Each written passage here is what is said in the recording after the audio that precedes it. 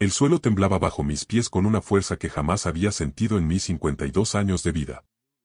El aire se llenó de un rugido ensordecedor que parecía venir desde las profundidades mismas de la tierra, y luego, lo vi. Una columna de fuego y roca fundida se alzaba hacia el cielo gris de Islandia, pintando las nubes de un naranja aterrador. El volcán Fagradalsfjall había despertado, y nosotros estábamos directamente en su camino. Recuerdo el momento exacto cuando mi esposa María me tomó de la mano y susurró, ¿crees que Dios nos protegerá? Sus ojos reflejaban el resplandor ardiente que se acercaba hacia nuestra pequeña congregación. Éramos apenas 28 personas, incluyendo niños, reunidos en una cabaña de madera que de repente parecía tan frágil como una casa de fósforos ante la furia de la naturaleza. ¿Qué harías tú si supieras que una muralla de lava ardiente se dirige hacia ti y no hay escapatoria? Si tuvieras apenas minutos antes de que todo lo que conoces se convierta en cenizas? Esa noche, cuando el cielo se tiñó de rojo y la tierra misma parecía haberse vuelto loca, descubrí algo sobre la fe que cambiaría mi vida para siempre. Porque lo que sucedió después desafía toda lógica, toda explicación científica. Algunos lo llamarían coincidencia, otros lo llamarían suerte. Pero yo sé, con cada fibra de mi ser, que presencié un milagro que haría que hasta el más escéptico cayera de rodillas. Si esta historia te conmueve tanto como a mí me sigue conmoviendo cada día, te pido que le des like a este video, te suscribas para recibir testimonios diarios de milagros reales y lo compartas con tus amigos para mostrarles el poder incomprensible de Dios en nuestras vidas. Porque lo que está a punto de contarte necesita ser escuchado. Mi nombre es Eduardo Mendoza, y cuando esta historia comenzó, tenía 52 años y trabajaba como ingeniero en minas. Había llegado a Islandia 3 años antes, contratado por una empresa chilena para supervisar un proyecto de extracción geotérmica. La ironía de que un especialista en el interior de la Tierra fuera testigo de lo que te voy a contar no se me escapa ni por un segundo. Vengo de una familia humilde de Valparaíso. Mi padre, que en paz descanse, era carpintero naval, y mi madre trabajaba de costurera para llegar a fin de mes. Fui el primero de 5 hermanos en ir a la universidad, algo que logré gracias a una beca y muchas noches sin dormir estudiando bajo la luz de una ampolleta que colgaba del techo de nuestra pequeña casa en el cerro. Mi relación con la fe siempre fue complicada. De niño iba a la iglesia porque mi madre me obligaba, pero cuando crecí, la ciencia se convirtió en mi religión. Las rocas, los minerales, las formaciones geológicas, todo tenía una explicación lógica, una fórmula matemática, una razón de ser. Dios, para mí, era una hipótesis innecesaria en un universo que funcionaba perfectamente sin intervención divina. María, mi esposa de 25 años de matrimonio, siempre fue más creyente que yo. Ella tenía esa fe silenciosa pero firme que caracteriza a las mujeres de su generación. Cada domingo, sin falta, asistía a la pequeña congregación que habíamos encontrado en Reykjavik, una comunidad de latinos que se reunía en el sótano de una iglesia luterana. Yo la acompañaba más por compromiso que por convicción, más para no dejarla sola en un país extraño que por verdadera búsqueda espiritual. Nuestros hijos, Andrés de 22 años y Catalina de 19, habían quedado en Chile terminando sus estudios universitarios. La separación era temporal, pero dolía. María lloraba en silencio algunas noches, mirando las fotos de ellos en su teléfono, y yo pretendía no darme cuenta mientras revisaba reportes geológicos en mi laptop. Mi rutina diaria era meticulosa como un reloj suizo. Me levantaba a las 5 de la mañana, tomaba mate en la cocina mientras revisaba los datos sísmicos de la noche anterior, y para las 7 ya estaba en el sitio de trabajo. Islandia es un país que vive sobre una bomba de tiempo geológica, está literalmente partido en dos por la dorsal mesoatlántica, y cada día registra decenas de pequeños temblores. Para mí, esos números en las pantallas no eran solo datos, eran el pulso de la Tierra, su respiración constante. Pero tengo que ser honesto contigo, a pesar de toda mi preparación académica, a pesar de mis años de experiencia leyendo los signos que la Tierra nos envía, nunca imaginé que me tocaría vivir lo que estaba por venir. Los volcanes islandeses eran parte del paisaje, parte de la realidad cotidiana, pero siempre mantenían una distancia respetuosa de las zonas habitadas. O eso creíamos. Mis colegas me respetaban por mi conocimiento técnico, pero también me consideraban un poco obsesivo. Pasaba horas analizando patrones sísmicos, estudiando mapas de flujos de lava de erupciones históricas, calculando trayectorias y velocidades. Eduardo está casado con las rocas, bromeaba mi supervisor, sin saber lo profético que sería esa frase. En las noches, cuando María ya se había dormido, me quedaba despierto leyendo sobre geología volcánica. Los números me tranquilizaban, las fórmulas me daban una sensación de control sobre el caos aparente de la naturaleza. Si algo iba a suceder, yo lo vería venir en los datos. O eso pensaba. Islandia en marzo es un mundo de contrastes que te corta la respiración. Imagina un paisaje donde el hielo milenario convive con fuentes termales humeantes, donde el sol se oculta durante meses y luego se niega a ponerse durante otros tantos. El frío no es como el frío de Chile, aquí penetra hasta los huesos con una humedad que parece viva, acompañada por vientos que huyan como almas en pena entre las formaciones rocosas. Vivíamos en las afueras de Reykjavik, en una casa de madera pintada de rojo que alquilábamos a través de la empresa. El barrio era típicamente nórdico, casas pequeñas pero acogedoras, jardines cubiertos de nieve durante gran parte del año, y esa sensación constante de estar en los bordes del mundo civilizado. Nuestros vecinos, una pareja de islandeses mayores llamados Jon y Sigrid, hablaban un inglés entrecortado pero siempre nos saludaban con genuina calidez. La pequeña congregación que frecuentábamos se había formado de manera orgánica, como suelen formarse las comunidades de inmigrantes. Éramos un grupo diverso, había 3 familias chilenas, 2 ecuatorianas, una colombiana, y varios mexicanos que trabajaban en diferentes sectores. También se sumaban algunos islandeses conversos y un par de estadounidenses que trabajaban en la base militar de Keflavik. Nos reuníamos cada domingo en el sótano de la Grímskirkja, la iglesia más grande de Reykjavik, esa estructura de concreto que se alza como una nave espacial en el centro de la ciudad. El pastor Eiríkur, un islandés de unos 60 años que había pasado su juventud como misionero en América Latina, había aprendido un español perfecto y dirigía nuestros cultos con una mezcla fascinante de solemnidad nórdica y calidez latina. Los domingos eran diferentes. María se despertaba temprano, preparaba empanadas de queso que compartíamos después del culto, y yo me vestía con mi único traje, el mismo que había traído de Chile 3 años atrás. El ritual era reconfortante, caminar por las calles silenciosas de Reykjavik, saludar a los hermanos en la fe, escuchar los himnos que me transportaban a mi infancia en Valparaíso.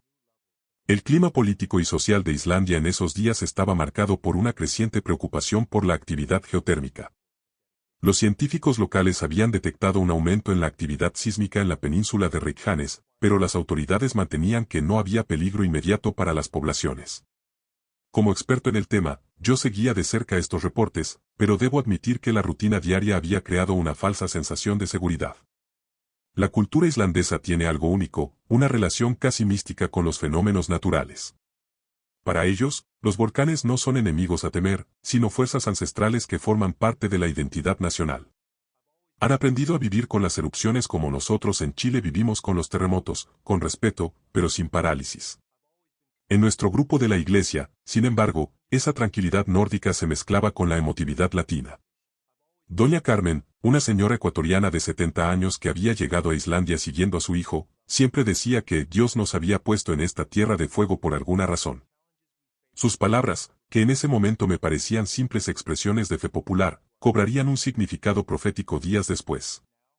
Los niños de la congregación habían desarrollado una fascinación particular por las historias bíblicas del fuego, Moisés ante la zarza ardiente, los 3 jóvenes en el horno de Nabucodonosor, el fuego que descendía del cielo en el monte Carmelo.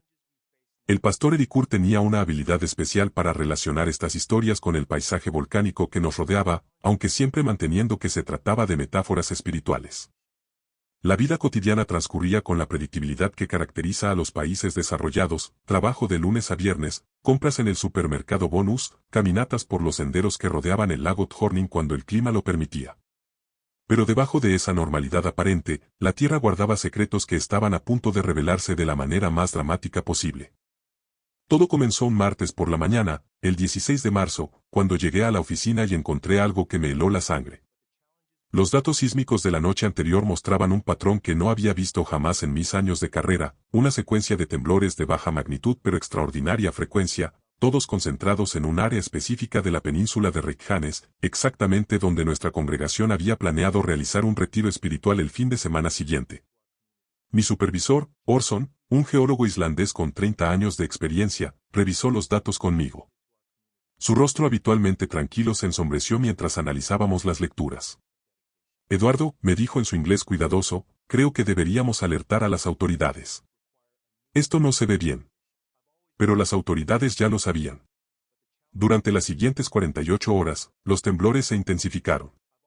No eran los terremotos violentos que conocíamos en Chile, eran más bien como el ronroneo constante de un felino gigantesco que despierta de un sueño profundo.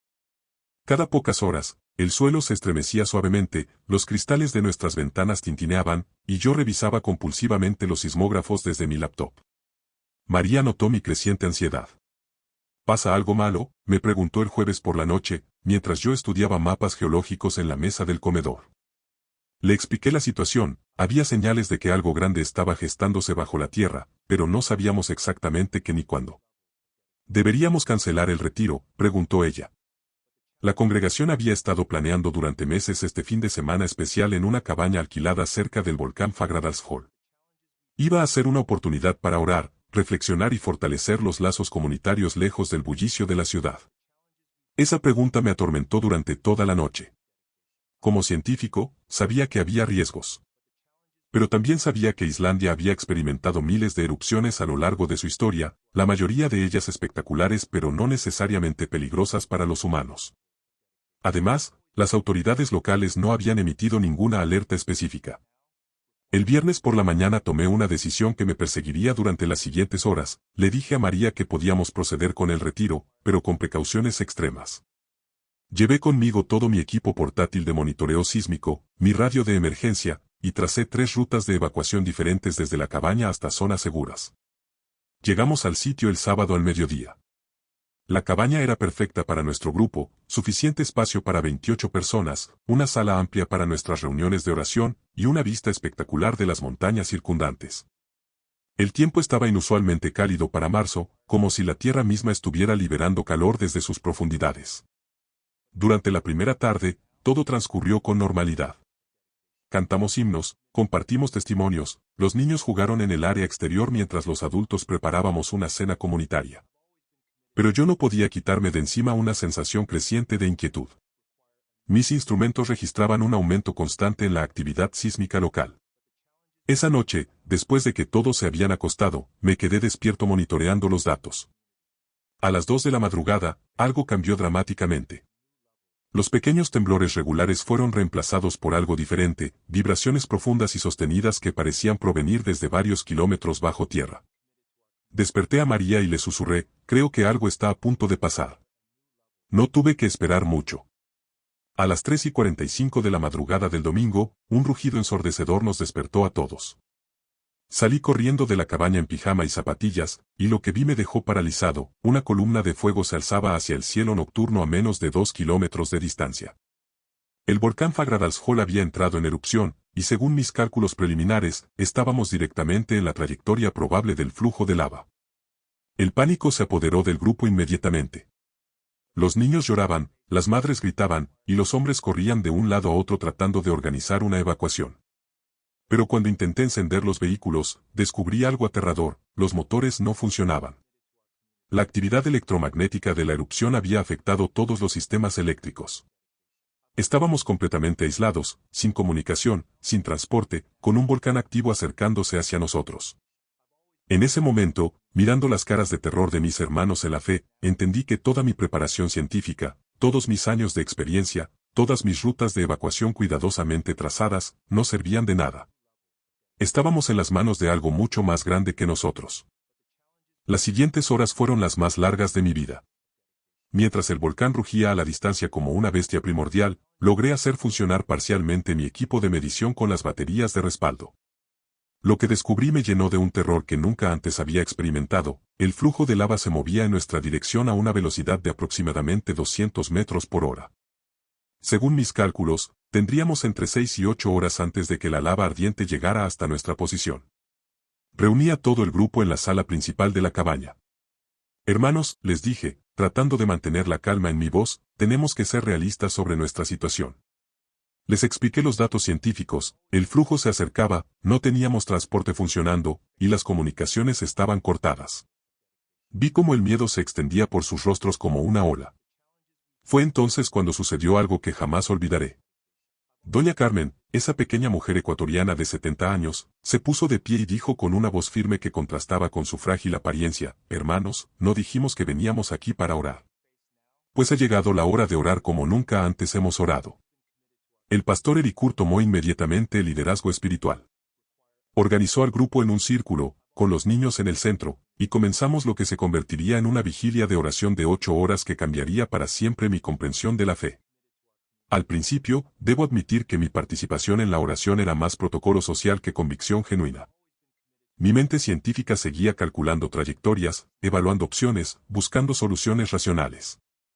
Cada media hora salía de la cabaña para verificar el progreso de la lava con mis binoculares. El resplandor naranja se hacía más brillante con cada observación. Pero algo extraño comenzó a suceder alrededor de la tercera hora. Mientras mis hermanos oraban con una intensidad que rayaba en la desesperación, empecé a notar pequeñas anomalías en el comportamiento del flujo de lava. Normalmente, la lava sigue las depresiones naturales del terreno, los lechos de ríos secos, las quebradas. Pero en 3 ocasiones diferentes, observé que el flujo parecía desviarse ligeramente de su curso natural. Son solo variaciones normales en la topografía del terreno, me dije a mí mismo. Pero una parte profunda de mi mente, una parte que había estado dormida durante años, comenzó a susurrar preguntas incómodas. María se acercó a mi alrededor de las 7 de la mañana. Sus ojos estaban rojos de llorar y orar toda la noche. Eduardo, me dijo, tomándome las manos, sé que esto va contra todo lo que crees, pero tengo una sensación extraña, como si algo nos estuviera protegiendo. En ese momento quise decirle que eran solo los nervios, la adrenalina, la esperanza desesperada. Pero cuando salí nuevamente a observar el flujo de lava, vi algo que desafió completamente mi comprensión geológica. El flujo principal, que durante toda la noche se había dirigido directamente hacia nosotros, había comenzado a dividirse en 2 brazos que parecían estar rodeando nuestra posición. Llamé al pastor Ericur para que fuera testigo de lo que estaba viendo. Él observó a través de mis binoculares durante varios minutos en silencio. Finalmente, me miró y dijo, Eduardo, tú eres el experto. ¿Es esto normal? Tuve que ser honesto, no.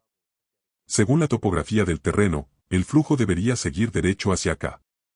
No hay ninguna formación rocosa natural que explique esta división. Regresamos adentro, donde el grupo continuaba orando con una fervoridad que me conmovía profundamente. Los niños, que inicialmente habían estado aterrorizados, ahora participaban en las oraciones con una seriedad que contrastaba con su corta edad. Pequeña Ana, de apenas 6 años, hija de una de las familias mexicanas, se acercó a mí y me dijo, Tío Eduardo, ¿verdad que Dios no va a dejar que el fuego nos haga daño?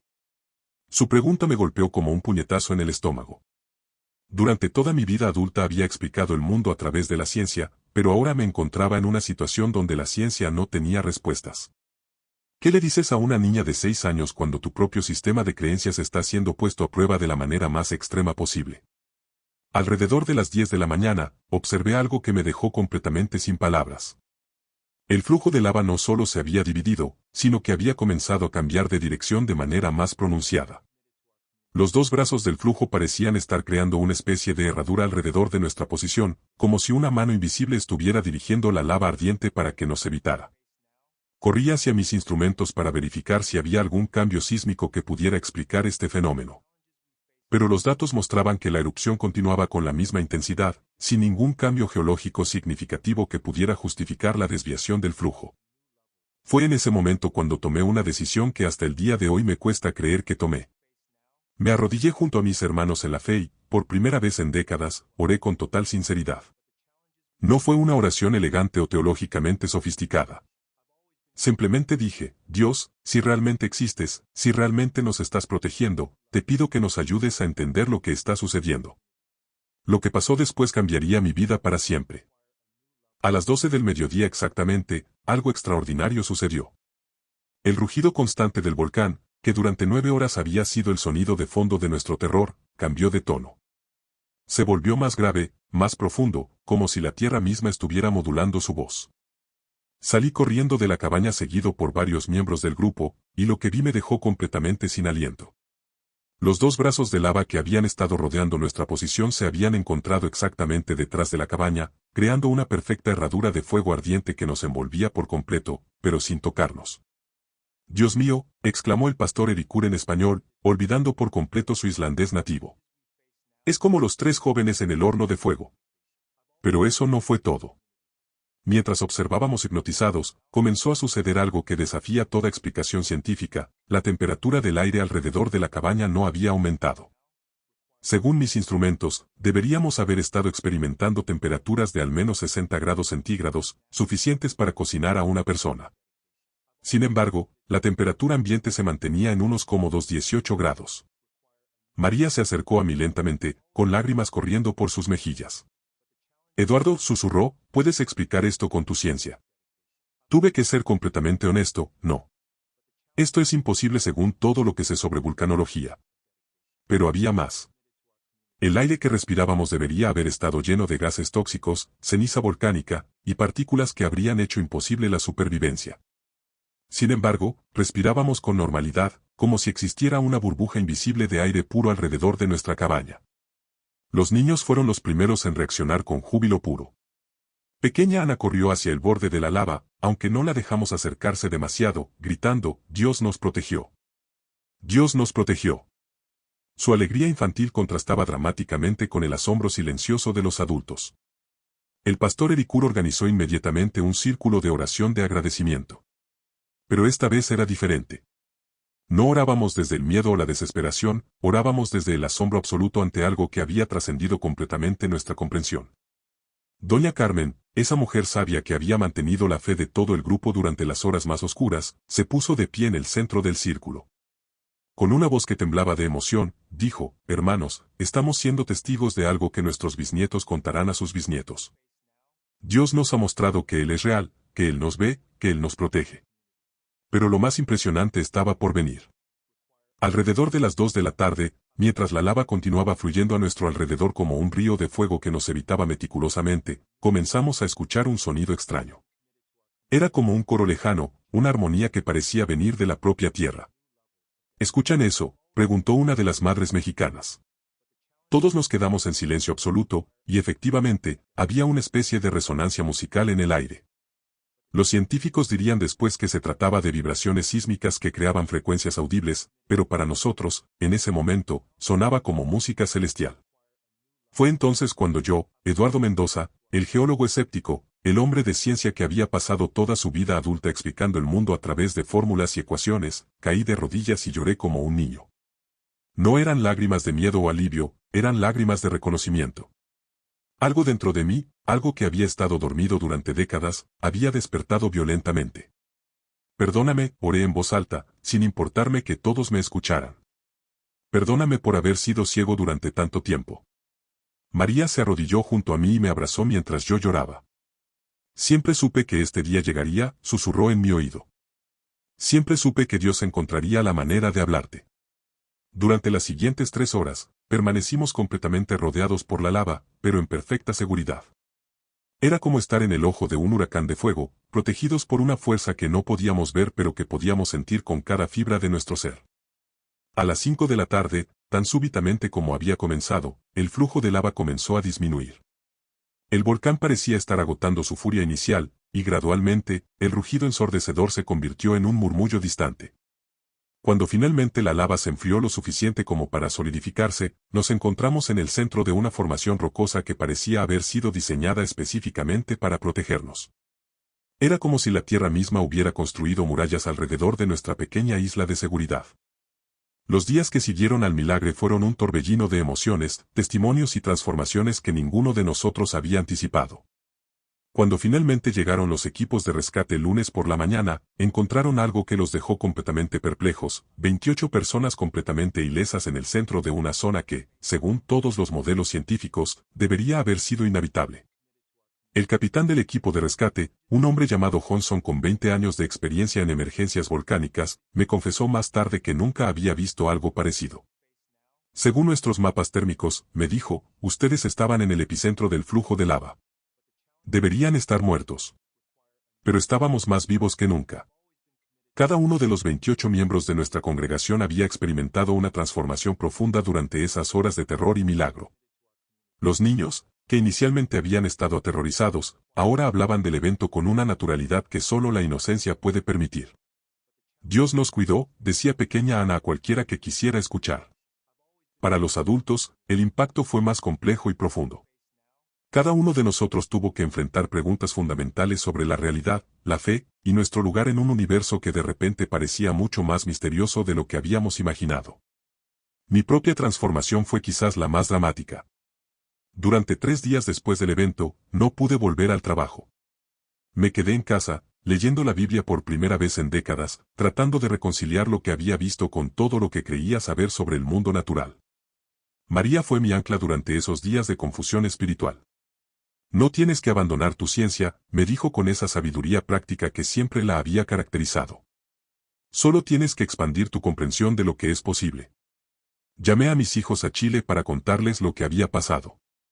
Andrés, mi hijo ingeniero, reaccionó con escepticismo científico comprensible. Papá, debe haber una explicación lógica, me decía por teléfono. Pero Catalina, mi hija menor, que siempre había sido más intuitiva, simplemente dijo, sabía que algo grande iba a pasarte. Lo sentía en mis oraciones. La noticia de nuestro milagro volcánico se extendió rápidamente por la pequeña comunidad latina de Reykjavik.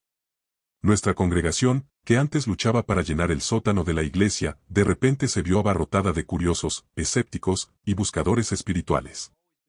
El pastor Ericur tuvo que organizar 3 servicios dominicales para acomodar a toda la gente que quería escuchar nuestros testimonios. Pero quizás el cambio más significativo ocurrió en mi relación con mi trabajo. Cuando finalmente regresé a la oficina, descubrí que ya no podía mirar los datos sísmicos de la misma manera. Cada temblor, cada anomalía en las lecturas, ahora me recordaba que había fuerzas en operación que la ciencia aún no comprendía completamente. Mi supervisor, Orson, notó el cambio inmediatamente. Eduardo, me dijo después de una semana, es como si fueras una persona diferente. Tenía razón. Era una persona diferente. Comencé a integrar mi experiencia científica con mi nueva comprensión espiritual de maneras que nunca había imaginado. Empecé a ver la geología no como un conjunto de procesos mecánicos ciegos, sino como parte de una creación compleja e intencionada. Cada formación rocosa, cada mineral, cada proceso volcánico, ahora tenía una dimensión adicional de significado. 3 meses después del milagro, nuestra congregación organizó una peregrinación de regreso al sitio. La lava se había enfriado completamente, dejando una formación rocosa que parecía un anfiteatro natural con nuestra cabaña, milagrosamente intacta, en el centro exacto. Mientras estábamos allí, orando y recordando, me di cuenta de algo profundo: el milagro no había terminado esa noche cuando la lava se desvió. El milagro continuaba cada día en las vidas transformadas, en las familias restauradas, en la fe renovada, y en la comprensión expandida de lo que es posible cuando lo humano se encuentra con lo divino. Doña Carmen, quien había cumplido 71 años para entonces, se acercó a mí durante esa visita. Eduardo, me dijo, ¿sabes cuál creo que fue el verdadero milagro? Esperé su respuesta. El verdadero milagro fue que Dios tomó el corazón más duro de todos nosotros, el más lleno de dudas y escepticismo, y lo transformó por completo. La lava que se desvió fue espectacular, pero tu transformación, esa es la verdadera obra de Dios. Sus palabras me acompañan hasta el día de hoy. Han pasado 2 años desde aquella noche que cambió mi vida para siempre, y cada día que despierto sigo siendo consciente de que soy un hombre diferente al que era antes del milagro volcánico. María y yo regresamos a Chile el año pasado, pero llevamos con nosotros algo que ninguna aduana puede detectar: una fe transformada y una comprensión expandida del poder de Dios. Ahora trabajo como consultor geológico, pero mi enfoque ha cambiado completamente. Sigo usando la misma ciencia rigurosa que aprendí en la universidad, pero ahora reconozco que hay dimensiones de la realidad que los instrumentos no pueden medir. Mis colegas notan la diferencia, dicen que tengo una intuición especial para predecir comportamientos geológicos. Si supieran la verdad. Mis hijos finalmente entendieron lo que había pasado cuando vinieron a visitarnos a Islandia 6 meses después del milagro. Andrés, mi hijo escéptico, se quedó en silencio durante toda una hora cuando visitamos el sitio. Finalmente me dijo, papá, no puedo explicar esto científicamente, pero tampoco puedo negarlo. Catalina simplemente lloró de alegría y me abrazó. Nuestra pequeña congregación de Reykjavik se ha convertido en una comunidad próspera de más de 200 personas. El pastor Ericur escribió un libro sobre nuestra experiencia que se ha traducido a 12 idiomas. Pero más importante que la fama o el reconocimiento es el hecho de que cada domingo, sin falta, esas 28 personas que estuvimos en el centro del milagro nos reunimos para recordar, agradecer y testificar. ¿Sabes qué es lo más extraordinario de todo esto? Que cada uno de nosotros sigue experimentando pequeños milagros cotidianos. No erupciones volcánicas dramáticas, sino esas coincidencias inexplicables, esas puertas que se abren en el momento perfecto, esas sanidades que los médicos no pueden explicar, esos encuentros casuales que cambian el rumbo de nuestras vidas. Es como si haber estado en presencia de un milagro tan evidente nos hubiera afinado para reconocer la mano de Dios en los detalles aparentemente insignificantes de nuestros días. Quiero preguntarte algo, hermano o hermana que me escuchas, ¿has experimentado alguna vez algo que desafió completamente tu comprensión del mundo? ¿Has tenido momentos donde sentiste que fuerzas sobrenaturales estaban operando en tu vida? No tienen que ser erupciones volcánicas o eventos espectaculares. A veces Dios habla en susurros, en coincidencias, en puertas que se abren cuando todas parecían cerradas. Te invito con todo mi corazón a que compartas tu experiencia en los comentarios. Cuéntanos tu historia, por pequeña o grande que sea. Porque creo firmemente que Dios sigue haciendo milagros hoy, ahora mismo, en nuestro mundo moderno lleno de tecnología y escepticismo. Si esta historia tocó tu corazón de alguna manera, si te hizo pensar o te llenó de esperanza, te pido que hagas 3 cosas. Primero, dale like a este video para que más personas puedan escuchar este testimonio. Segundo, suscríbete a nuestro canal y activa las notificaciones para recibir diariamente historias reales de milagros y testimonios de fe que te fortalecerán espiritualmente. Y tercero, comparte este video con alguien que necesite escuchar que los milagros siguen sucediendo. Porque déjame decirte algo que aprendí esa noche rodeado de lava ardiente, no importa cuán desesperante parezca tu situación, no importa cuán imposible se vean las circunstancias, no importa cuán alejado te sientas de Dios. Él te ve, Él te conoce, y Él tiene el poder de transformar tu vida de maneras que ni siquiera puedes imaginar. El mismo Dios que desvió un río de lava para proteger a 28 personas asustadas en una cabaña de Islandia, el mismo Dios que transformó el corazón de un geólogo escéptico, ese mismo Dios está dispuesto a hacer milagros en tu vida hoy. Solo tienes que estar dispuesto a creer.